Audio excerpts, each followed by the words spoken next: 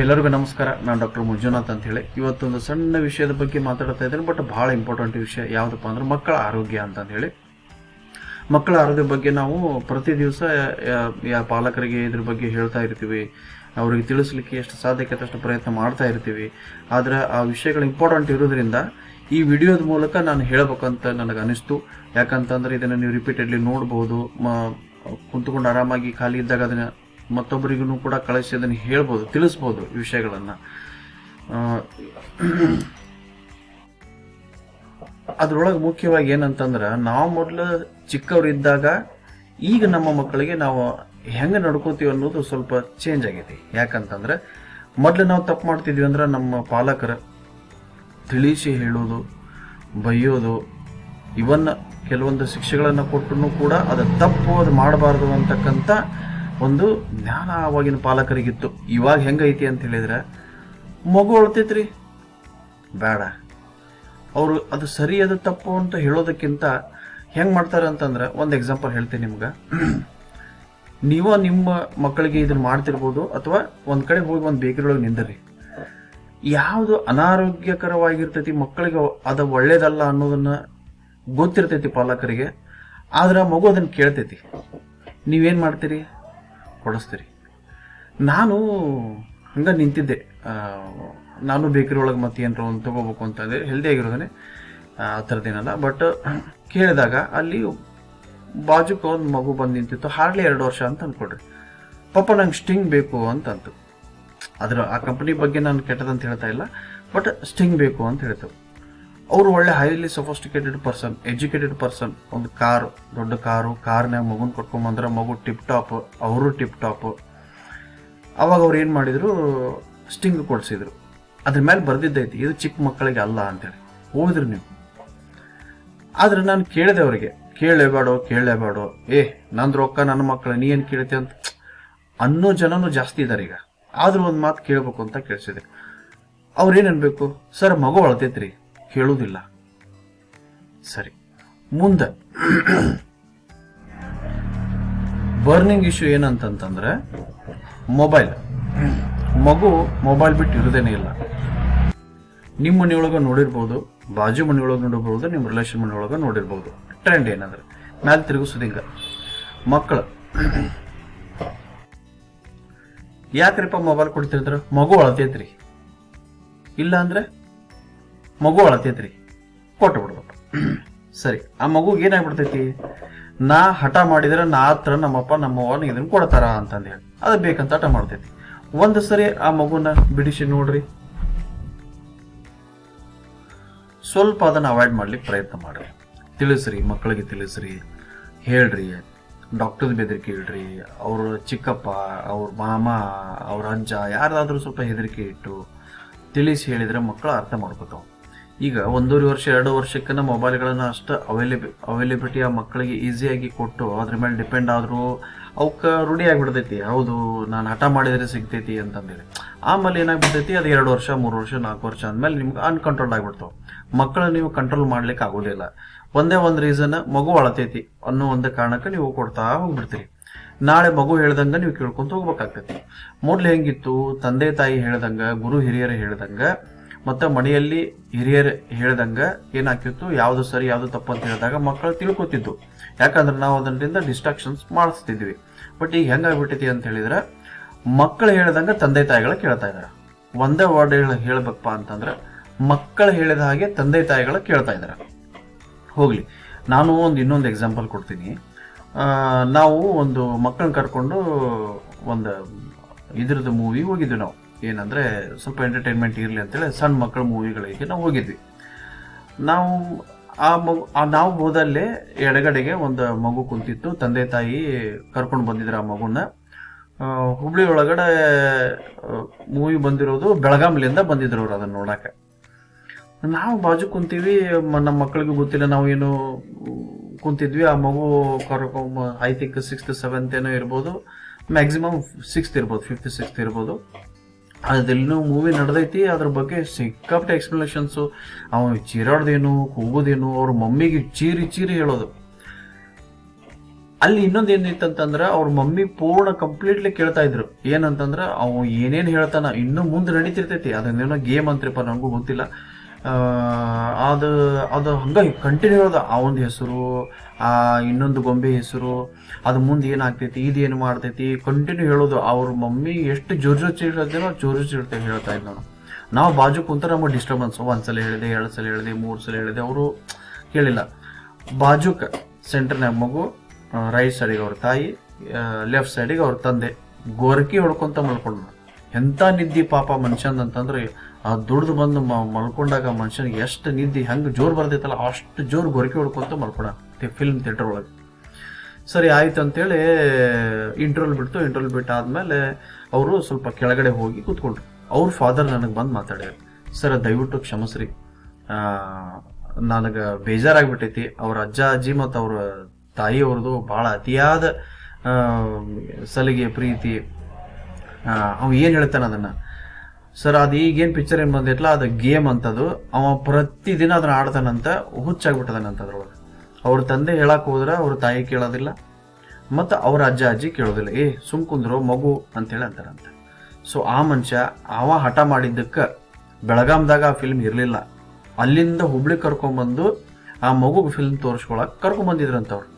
ಆ ಮನುಷ್ಯ ಹಗಲು ರಾತ್ರಿ ಕೆಲಸ ಮಾಡಿ ನಿದ್ದಿಲ್ದಂಗೆ ಟಯರ್ಡ್ ಆಗಿ ಬಂದು ಥಿಯೇಟರ್ನೇ ಮಕ್ಕೊಳ್ಳೋಣ. ಸೊ ಇದರ ಅರ್ಥ ಏನಂತಂದ್ರೆ, ಮಕ್ಕಳನ್ನ ಹಾಳು ಮಾಡಾಕತ್ತಿದ್ದು ತಂದೆ ತಾಯಿಗಳು ಮತ್ತು ಪಾಲಕರು. ಅವಕ್ಕೆ ಗೊತ್ತಾಗ್ಬಿಡ್ತೈತಿ, ಅಷ್ಟು ಸಣ್ಣ ಇರ್ತಾನ, ಅವ್ರಿಗೆ ನಾ ಹೇಳ್ದಂಗೆ ಕೇಳ್ತಾರ, ನಮ್ಮ ಮನೆಯವ್ರು ನಾವು ಒಂಚೂರು ಹಠ ಮಾಡಿದ್ರೆ ಕೊಡ್ತಾರ ಅಂತಂದಾಗ ಅವಾಗ ಆ ಮಕ್ಕಳಿಗೆ ಕನ್ಫರ್ಮ್ ಆಗಿ ಮುಂದೆ ಅದನ್ನೇ ಅವರು ಬೆಳೆಸ್ಕೊಂತ ಹೋಗ್ತಾರೆ. ಫಿಸಿಕಲಿ ಆಯಿತು, ಸೈಕಾಲಜಿಕಲು ಆಯಿತು. ಆ ಮಕ್ಕಳು ತಮ್ಮ ಕಂಟ್ರೋಲನ್ನ ತಪ್ಪಿ ಹೋಗ್ಬಿಡ್ತಾರೆ. ನಾಳೆ ಆ ಮಕ್ಕಳು ಪಾಲಕರು ಹೇಳ್ದಂಗೆ ಹೆಂಗೆ ಕೇಳ್ತಾರೆ ಅವರು, ವಿಚಾರ ಮಾಡ್ರಿ. ಇದು ಪ್ರತಿಯೊಂದು ಪಾಲಕರು ಸ್ವಲ್ಪ ಯೋಚನೆ ಮಾಡ್ರಿ. ಮೊದ್ಲು ಹಂಗಿರ್ಲಿಲ್ಲ, ಅಂತಂದ ತಕ್ಷಣ ಏಯಪ್ಪ ನಮ್ಮ ಪಪ್ಪ ಬೈತಾರೆ, ಏಯಪ್ಪ ನಮ್ಮ ಚಿಕ್ಕಪ್ಪ ಬೈತಾರೆ, ನಮ್ಮ ಅಜ್ಜ ಬೈತಾನ ಅಂತ ಅನ್ನೋದು ಬರೀ ಕಣ್ಣು ಸೊನ್ನೆ ಮಾಡಿದ್ರೆ ಸಾಕು ಮಕ್ಕಳು ಸುಮ್ಮ ಆಗ್ಬಿಡ್ತಿದ್ದು. ನಮ್ಮ ಅಳಿಯ ಮತ್ತು ನಮ್ಮ ಸೊಸೆ ಅವರು ಅದಾರ, ಅವ್ರಿಗೂ ಮಾಮ ಬಂದಂದ್ರೆ ಎಲ್ಲ ಹಾಗೆ. ಸೊ ಆ ಟೈಪ್ ಸ್ವಲ್ಪ ಮಕ್ಕಳಿಗೆ ಯಾವುದು ಸರಿ ಯಾವುದು ತಪ್ಪು ಅನ್ನೋದನ್ನ ತಿಳಿಸ್ಲಿಕ್ಕೆ ಪ್ರಯತ್ನ ಮಾಡ್ರಿ, ಹೇಳ್ರಿ. ಮೊದಲಿನ ಹಿರಿಯರು ಹೆಂಗಿದ್ರು ಸ್ವಲ್ಪ ನೆನಪು ಮಾಡ್ಕೊಳ್ರಿ. ನೀವು ಚಿಕ್ಕವರಿದ್ದಾಗ ಹೆಂಗಿತ್ತು, ನೀವು ಮಕ್ಕಳ ಜೊತೆ ಎಷ್ಟು ನೀವು ಮಕ್ಕಳು ಹೇಳಿದಾಗ ಮಾತು ಕೇಳ್ತಾ ಇದ್ರಿ. ಇದು ಭಾಳ ಇಂಪಾರ್ಟೆಂಟ್ ಐತಿ. ಇದರಿಂದ ADHD cases, hyper active cases ಜಾಸ್ತಿ ಆಗ್ತಾ ಇದಾವೆ. ಸೈಕಾಲಜಿಕಲಿ ಇಂಬ್ಯಾಲೆನ್ಸ್ ಆಗ್ತಾ ಇದಾವೆ. ಫುಡ್ ಒಳಗೆ ಮಕ್ಕಳಿಗೆ ಕಂಟ್ರೋಲ್ ಇಲ್ಲ. ಬರೀ ಫುಡ್ ಒಳಗೆ ಯಾವುದೇ ರೀತಿಯಿಂದ ಹೆಲ್ದಿ ಕೊಡೋದು ಭಾಳ ಕಡಿಮೆ ಆಗಿಬಿಟ್ಟೈತೆ. ಅದರಿಂದ ಓವರ್ ವೇಟ್ ಆಗಲಿ, ಫಿಸಿಕಲ್ ಡಿಸ್ಯಾಬಿಲಿಟೀಸ್, ಫಿಸಿಕಲ್ ಏನದು ಓವರ್ ವೇಟ್ ಆಗಿ ಮಕ್ಕಳಿಗೆ ಥೈರಾಯ್ಡು, ಆಮೇಲೆ ಬೇರೆ ರೀತಿಯಿಂದ ತೊಂದರೆಗಳು, ಫ್ಯಾಟ್ನೆಸ್ಸು, ಸೊ ಹಿಂಗಾಗಿ ಭಾಳ ಆಗ್ತಾ ಇದಾವೆ. ಅದ್ರ ಜೊತೆಗೆ ಅವು ಸೈಕಾಲಜಿಕಲ್ಲೂ ಕೂಡ ಅವ್ರ ಕಂಟ್ರೋಲ್ ಒಳಗೆ ಸಿಗ್ತಾ ಇಲ್ಲ. ಅದರ ಉದ್ದೇಶ ಇಷ್ಟೇ, ಸಾಧ್ಯ ಆದಷ್ಟು ಹೆಲ್ದಿ ಆಹಾರ ವಿಹಾರಗಳನ್ನು ಮಕ್ಕಳಿಗೆ ರೂಢಿ ಮಾಡಿಸ್ರಿ. ನಾವು ಸಣ್ಣವರಿದ್ದಾಗ ನಮ್ಮಪ್ಪ ನಮ್ಮವ್ವ ಮತ್ತು ನಮ್ಮ ಹಿರಿಯರು ಏನು ಮಾಡ್ತಿದ್ರು, ಸೌತೆಕಾಯಿ ಚೆಂದಾಗ ತೊಳೆದು ಅವನ್ನ ಹೆಚ್ಚಿ ಸೌತೆಕಾಯಿ, ಗಜ್ರಿ, ಗೆಣಸು, ಗೋಡಂಬಿ, ಬಾದಾಮಿ ಇವನ್ನ ತಿನ್ನಕ್ಕೆ ಕೊಡ್ತಿದ್ರು ಚಿಕ್ಕಿ. ಈಗೇನು ಮಾಡ್ತಾರೆ, 5 ರೂಪಾಯಿ ಕೊಡೋದು ಇಲ್ಲ 1 ರೂಪಾಯಿ ಕೊಡೋದು, ಅವು ಚಿಪ್ಸ್ ತಿನ್ಕೊಂತ ಅಡ್ಯಾಡ್ತಾವೆ. ಅವು ರುಚಿ ಇರ್ತಾವೆ, ಅದನ್ನು ತಿಂದ ಮೇಲೆ ಊಟ ಮಾಡಿದ್ರೆ ಹೆಂಗೆ ಊಟ ಮಾಡ್ತಾವೆ ಮಕ್ಕಳು? ಮತ್ತು ಬರೋದು ಡಾಕ್ಟರ್, ಸರ ನಮ್ಮ ಮಗು ಊಟನ ಮಾಡಂಗಿಲ್ರಿ. ಕೊಡ್ತಾರ ಮಗು ಕೈ ಬಿಟ್ಟು ಆಟ ಆಡಿದ್ರೆ ಸಾಕಾಗಿರ್ತೈತಿ. ಇವ್ರದ್ದು ಕೆಲಸಗಳು ಭಾಳ ಇರ್ತಾವೆ. ಅದಕ್ಕೆ ಏನು ಮಾಡ್ಬಿಡ್ತಾರ, ಅಳಬಾರ್ದು ಮಗು ಒಟ್ಟು. ಮೊಬೈಲಾರ ಕೊಡೋದು, 1 ರೂಪಾಯಾರ ಕೊಡೋದು, 5 ರೂಪಾಯಾರ ಕೊಡೋದು, ಮಗು ಸುಮ್ಮ ಆದ್ರೆ ಸಾಕು. ಸೊ ಹಿಂಗಾಗಿ ಅಲ್ಲಿ ಹೆಲ್ದಿ ಮತ್ತು ಅನ್ಹೆಲ್ದಿಗೆ ಭಾಳ ಡಿಫ್ರೆನ್ಸ್ ಐತಿ. ಕೊಡ್ರಿ ಮಕ್ಕಳಿಗೆ ಚಲೋ ತೆಗೆ ತೊಳೆದು ಸೌತೆಕಾಯಿ ಕೊಡ್ರಿ, ಬಾಳೆಹಣ್ಣು ಕೊಡ್ರಿ. ಮಕ್ಕಳು ಅದನ್ನು ತಿನ್ನಕ್ಕೆ ರೂಢಿ ಮಾಡಿಸ್ಬೇಕು. ಇವನ್ನೆಲ್ಲ ಬಿಡ್ರಿ, unhealthy foods, cool drinks, bakery items, packed foods, mobile ಇವನ್ನೆಲ್ಲ ಬಿಟ್ಟು ಸಾಧ್ಯ ಆದಷ್ಟು vegetables, healthy foods, whole grains, proteins, specially vegetable proteins ಕೊಡ್ರಿ. Vegetable proteins is very good. Sugar ಐಟಮ್ಸನ್ನು ಲಿಮಿಟ್ ಮಾಡಿರಿ. ಒಂದು ವೈದ್ಯನಾಗಿ ಮತ್ತು ಒಂದು ಪಾಲಕರಾಗಿ, ಬೀಯಿಂಗ್ ಅ ಫಾದರ್, ಈ ವಿಷಯಗಳನ್ನು ನಾನು ಹೇಳ್ತಾ ಇದ್ದೀನಿ. ಮತ್ತು ನಿಮ್ಗೆ ನಾ ಕೊಡೋ ಇನ್ಫಾರ್ಮೇಷನ್ಸ್ ನಿಮ್ಗೆ ಏನಾರ ಇಷ್ಟ ಆಯಿತು ಅಂತ ನೀವು ಹೇಳಿದ್ರಿ ಅಂತಂದ್ರೆ ಮುಂದೆ ಮಕ್ಕಳಿಗೆ ರೋಗ ನಿರೋಧಕ ಶಕ್ತಿ ಯಾಕೆ ಕಡಿಮೆ ಆಗ್ತೈತಿ, ಮಕ್ಕಳಿಗೆ ಹಗಲೆಲ್ಲ ಕಫ ನೆಗಡಿ ಕೆಮ್ಮು ಇಮ್ಯುನಿಟಿ ಪವರ್ ಯಾಕೆ ಕಡಿಮೆ ಆಗ್ತೈತಿ, ಡೆವಲಪ್ಮೆಂಟಲ್ ಡಿಲೇಸ್ ಯಾಕೆ ಆಗ್ತಾ ಇದ್ದಾವೆ, 2-2.5 ತಿಂಗಳು 3 ತಿಂಗಳದೊಳಗಡೆ ಮಗು ಗೂಂಡ್ ನಿಂದಿರಬೇಕು, ಅದಾಗೋದಿಲ್ಲ, ಅಡ್ಡಾಡಬೇಕು, 9 ತಿಂಗಳಿಗೆ ಅಂತ ಹೇಳಿದ್ರೆ ಅಟ್ಲೀಸ್ಟ್ ಅಂಬೆಗಾಲಿ ಇಡಬೇಕು, 1 ವರ್ಷ ಅಂದ್ರೆ ಮಗು ಕೈ ಬಿಟ್ಟಾದ್ರೂ ಅಟ್ಲೀಸ್ಟ್ ಗೋಡೆ ಹಿಡಿದಾದ್ರೂ ನಡಿಬೇಕು, ಮಾತು ಬರಬೇಕು, 1 ವರ್ಷ 1.5 ವರ್ಷ 2 ವರ್ಷ ಅಥವಾ ಕೆಲವೊಂದು 3 ವರ್ಷ. ಸೊ ಈಗ ಮಾತು ಯಾಕೆ ಬರೋದಿಲ್ಲ, ಇವು ಡೆವಲಪ್ಮೆಂಟಲ್ ಡಿಲೇಸ್ ಅಂತ ಹೇಳ್ತೀವಿ. ಮಕ್ಕಳಿಗೆ ಕಾಲು ಬರೋದಿಲ್ಲ ಬೇಗ, ಈ ವಿಷಯಗಳು. ಮತ್ತು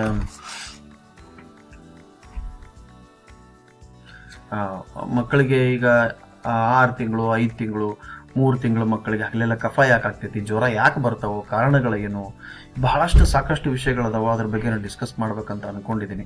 ನಿಮಗೆಲ್ಲರಿಗೂ ಇಷ್ಟ ಆಯ್ತು ಅಂತಂದ್ರೆ ನಾನು ಮುಂದೆ ಅದ್ರ ಬಗ್ಗೆನೂ ಕೂಡ ನಾನು ಇನ್ಫಾರ್ಮೇಷನ್ ಕೊಡಲಿಕ್ಕೆ ನಾನು ಬಯಸ್ತೀನಿ. ಫಾರ್ ಎಕ್ಸಾಂಪಲ್ ಈಗ ಹೇಳ್ತೀನಿ ಕೇಳ್ರಿ, ಮಗುಗ 6 ತಿಂಗಳು 3 ತಿಂಗಳ ಮಗುಗ ಕಫ ನೆಗಡಿ ಕೆಮ್ಮು ಯಾಕೆ ಆಗ್ತೈತಿ ಹೇಳ್ಕೊಂಡ್ರು.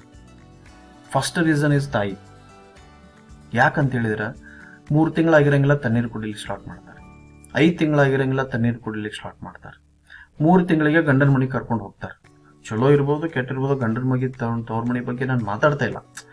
ಈಗ ತಾಯಿನೇ ಅಲ್ಲಿ ಎಲ್ಲಿ ನಿಮ್ಗೆ ಸಾಧ್ಯ ಆದಷ್ಟು ಕೆಲಸಗಳನ್ನು ತಣ್ಣೀರು ಕೆಲಸಗಳನ್ನಾಗಲಿ ತಣ್ಣೀರು ಕುಡಿಯೋದನ್ನಾಗಲಿ ನಿಮಗೆ ಎಲ್ಲಿ ಮಾಡಲಿಕ್ಕೆ ಕಾಳಜಿ ಇರ್ತೈತಿ. ತಣ್ಣೀರು ಮಾಡಬಾರ್ದು, ತಣ್ಣೀರು ಕೆಲಸ ಮಾಡಬಾರ್ದು, ತಣ್ಣೀರು ಕುಡಿಬಾರ್ದು, ಇದ್ರ ಬಗ್ಗೆ ತಿಳಿಸಿರೋರು ಗಂಡನ ಮನೆಯೊಳಗರ ಇರಲಿ ತವ್ರ ಮನೆಯೊಳಗರ ಇರಲಿ, ಇದನ್ನ ಎಲ್ಲಿ ನಿಮ್ಗೆ ಜಾಸ್ತಿ ಅವೈಲಬಿಲಿಟಿ ಇರ್ತೈತಿ, ಇದನ್ನ ಹೇಳೋರು ಎಲ್ಲಿ ಇರ್ತಾರೆ ನೀವು ಅಲ್ಲಿ ನೀವು ಸಾಧ್ಯ ಆದಷ್ಟು ನೀವು ಇರಲಿ ಪ್ರಯತ್ನ ಮಾಡ್ರಿ. ಎಸ್ಪೆಷಲಿ ಅಟ್ಲೀಸ್ಟ್ 6 ತಿಂಗಳು, 5ರಿಂದ 6 ತಿಂಗಳು, ಎಸ್ಪೆಷಲಿ ಇನ್ನೂ ಹೆಚ್ಚಿಗೆ ಅಂತಂದ್ರೆ 9 ತಿಂಗಳವರೆಗೂ ನೀವು ಕಾಳಜಿ ಮಾಡಬೇಕಾಗ್ತೈತಿ. 3 ತಿಂಗಳಾಗಿರಂಗಿಲ್ಲ 6 ತಿಂಗಳಾಗಿರಂಗಿಲ್ಲ ತಣ್ಣೀರು ಕುಡಿಯಕ್ಕೆ ಸ್ಟಾರ್ಟ್ ಮಾಡ್ಬೋದು. ಮಗು ತಾಯಿ ಬಾಯಿ ಕಟ್ಟೋದಿಲ್ಲ, ಹೊರಗೆ ಹೋಗಿ ಪಾನಿಪುರಿ ತಿನ್ನೋದು, ಗೋಬಿ ಮಂಚೂರಿ ತಿನ್ನೋದು, ಎಲ್ಲ ಹೊರಗಿನ ಐಟಮ್ಸ್, ಖಾರ ಉಪ್ಪು ಹುಳಿ ಹೊರಗಡೆ ಎಲ್ಲ ಬಂದ್ಬಿಡ್ಬೇಕು, ಬಾಯಿ ರುಚಿ ಕೆಟ್ಟಬಿಟ್ಟಿರ್ತೈತೆ ಅವ್ರಿಗೆ. ಹಂಗೆ ಮಾಡಬಾರ್ದು. ಮಿನಿಮಮ್ ಮಗು 1.5 ವರ್ಷ ಆಗಬೇಕು, ಅಲ್ಲಿವರೆಗೂ ಕಾಯಿಸಿ ಕುದಿಸಿ ಆರಿಸಿದ ನೀರನ್ನು ತಾಯಿ ಕುಡಿಬೇಕು 1.5 ವರ್ಷ. ಇಲ್ಲ ಅಂತಂದ್ರೆ ಮಗು 75% ಹೊರಗಿನ ಊಟ, ತಾಯಿ ಹಾಲು 25% ಇತ್ತಂತಂದ್ರೆ ಅಟ್ಲೀಸ್ಟ್ 20% 25%ವರೆಗೂ ತಾಯಿ ಎದೆ ಹಾಲು ಕೊಟ್ಟು 75%ವರೆಗೂ ಹೊರಗಿನ ಆಹಾರ ತಿನ್ನಕತ್ತೀವಿ ಮಗು ಅಂತಂತಂದ್ರೆ ಅವಾಗ ಏನೈತಲ್ಲ ತಾಯಿ ಸ್ಲೋ ಆಗಿ ತಣ್ಣೀರನ್ನು ಸ್ಟಾರ್ಟ್ ಮಾಡ್ಬೋದು. ಬಟ್ ಪರ್ಟಿಕ್ಯುಲರ್ಲಿ ನನ್ನ ಇದ್ರ ಪ್ರಕಾರ ಏನಂದ್ರೆ ಎಲ್ಲಿವರೆಗೂ ತಾಯಿ ತನ್ನ ಎದೆ ಹಾಲನ್ನು ಕೊಡ್ತಾರೆ ಅಲ್ಲಿವರೆಗೂ ಕೂಡ ಅವರು ತಣ್ಣೀರನ್ನು ಕುಡಿಲೇಬಾರ್ದು, ಬಿಸಿ ನೀರನ್ನು ಕುಡಿಲೇಬೇಕು. 3 ತಿಂಗಳ 6 ತಿಂಗಳ ಆಗಿರ್ತೈತಿ, ಮಗು ಕಫ ಆಗಿ ನೆಗಡಿ ಆಗಿ ಜ್ವರ ಆಗಿ ವಾಂತಿ ಭೇದಿ ಆಗಿ ಬರೀ ಅಡ್ಮಿಟ್ ಮಾಡೋದು, ಮಷಿನ್ಸ್ ನೆಬಲೈಸರ್ ಮಷಿನ್ಸ್ ಹಚ್ಚೋದು, ಆಮೇಲೆ ಇಂಜೆಕ್ಷನ್ಸ್ ಕೊಡಿಸೋದು, ಸಿರಪ್ಗಳನ್ನು ಹಾಕೋದು, ಇದು ಹಾಕಿ ಹಾಕಿ ಹಾಕಿ ಕಂಟಿನ್ಯೂ ಮಕ್ಕಳಿಗೆ ಏನಾಗ್ಬಿಡ್ತೈತಿ, ಇನ್ನೂ ಇಮ್ಯುನಿಟಿ ಪವರ್ ಕಡಿಮೆ ಆಗ್ತೈತಿ. ಸೊ ಅದಕ್ಕೆ ಏನು ಮಾಡ್ರಿ, ಅಟ್ಲೀಸ್ಟ್ 1 ವರ್ಷದವರೆಗೂ 12ರಿಂದ 16 ತಿಂಗಳವರೆಗೂ ತಣ್ಣೀರು ಕುಡಿಬಿಟ್ರೆ ದಯವಿಟ್ಟು. ತಪ್ಪು ನೀವು ಮಾಡೋದ್ರಿಂದ, ಬಾಯಿ ನೀವು ಕಟ್ಟದೇ ಇರೋದ್ರಿಂದ ಮಗುಗೆ ತೊಂದರೆಗಳು ಸ್ಟಾರ್ಟ್ ಆಗ್ತಾವೆ. ಮಗು ತೊಂದರೆ ಅನುಭವಿಸ್ತೈತಿ, ಉಸಿರಾಟ ತೊಂದರೆ ಆಗ್ತೈತಿ, ನಾಳೆ ಮುಂದೆ ಮಕ್ಕಳ ದೈಹಿಕ ಮತ್ತು ಮಾನಸಿಕ ಬೆಳವಣಿಗೆ ಬಹಳ ಕುಂಠಿತ ಆಗ್ತೈತಿ. ತಾಯಿಗೆ ಯಾಕೆ ಅಷ್ಟೊಂದು ಇಂಪಾರ್ಟೆನ್ಸ್ ಕೊಟ್ಟಿದ್ದಾರೆ ಅಂತಂತಂದ್ರೆ ಇದೇ ಕಾರಣಕ್ಕೆ. ತಾಯಿ ತ್ಯಾಗಮಯಿ, ತಂದೆ ದುಡಿತಾನೆ ಎಲ್ಲ ಮಾಡ್ತಾನೆ ಅದು ಬೇರೆ, ಬಟ್ ತಾಯಿಗೆ ಏನಂತಂದ್ರೆ ನೀವು ಮಗು ದೊಡ್ಡದಾಗೋವರೆಗೂ ನಿಮ್ದು ಬಹಳ ಕರ್ತವ್ಯ ಇರ್ತೈತಿ. 2 ವರ್ಷದವರೆಗೂ ನೀವು ಬಹಳ ನಿಮ್ಮ ಆಹಾರ ವಿಹಾರಗಳನ್ನ, ಮಗು ಯಾವ್ದು ಸರಿ ಯಾವ್ದು ತಪ್ಪು ಅನ್ನೋದನ್ನ ನೀವು ತಿಳಿಸ್ತಕ್ಕಂಥದ್ದು ತಾಯಿ ಕರ್ತವ್ಯ. ಅದಕ್ಕೆ ಬಿಸಿನೀರನ್ನು ಕಂಪಲ್ಸರಿ ಕುಡೀರಿ, ತಂಪನಾಗ ಮಾಡಬೇಡ್ರಿ, ಮಕ್ಕಳಿಗೆ ತೊಂದರೆ ಆಗ್ತೈತಿ. ಈಗ ಸದ್ಯಕ್ಕೆ ನಿಮ್ಮ ಮಗುಗೆ ಏನಾದ್ರೂ ಈಗ ಸದ್ಯಕ್ಕೆ ಪ್ರಾಬ್ಲಮ್ ಐತಿ, ಕಫ ನೆಗಡಿ ಕೆಮ್ಮು ಜೋರು ಆಗಾಕತ್ತೈತಿ ಅಂದ್ರೆ ನಿಮ್ಮ ತಪ್ಪುಗಳನ್ನು ಇವತ್ತ ತಿದ್ದುಕೊರಿಬೇಕಾದ್ರೆ ನೀವು ತಣ್ಣೀರು ಕುಡಿಯಾಕತ್ತಿರ್ತೀರಿ.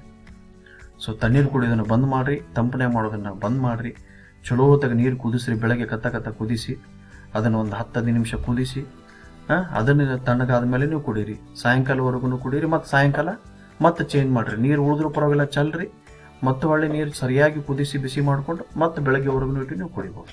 ಹಂಗೆ 2 ಟೈಮನ್ನು ನೀವು ಬಿಸಿನೀರನ್ನು ಕಾಯಿಸಿ ಆರಿಸಿ ಕುಡೀರಿ, ಚೇಂಜ್ ಮಾಡ್ಕೊಡ್ರಿ. ಇದರಿಂದ ಮಕ್ಕಳಿಗೆ ಆರೋಗ್ಯ ಬರ್ತೈತಿ, ಕಫ ನೆಗಡಿ ಕೆಮ್ಮು ಕೂಡ ಕಡಿಮೆ ಆಗ್ತೈತಿ. ನೀವು ಬೇಕಾದ ಕುಡಿಯೋದು, ಹಬ್ಬ ಬಂದೈತಿ ಕೂಲ್ ಡ್ರಿಂಕ್ಸ್ ಕುಡಿಯೋದು, ಆ ಹಬ್ಬ ಬಂತು ತಂಪು ಕುಡಿಯೋದು, 5-6 ತಿಂಗಳದ್ರಿ ನಾನೇ ನೋಡ್ತೀನಿ. ಮಾಡಬೇಡ್ರಿ ಅಂತ ತಪ್ಪುಗಳನ್ನು. ನಿಮ್ಮ ಮಗುಗೆ ಎಲ್ಲ ತೋರಿಸ್ತಿರ್ತೀರಿ, ಅಡ್ಮಿಟ್ ಮಾಡ್ತೀರಿ, ಎಲ್ಲ ಮಾಡ್ತೀರಿ, ಮಗು ಆರಾಮಾಗುದಿಲ್ಲ. 6 ತಿಂಗಳಾಗಿರ್ತೈತಿ, 5 ತಿಂಗಳಾಗಿರ್ತೈತಿ, 9 ತಿಂಗಳು ಇರ್ತೈತಿ ಮಗು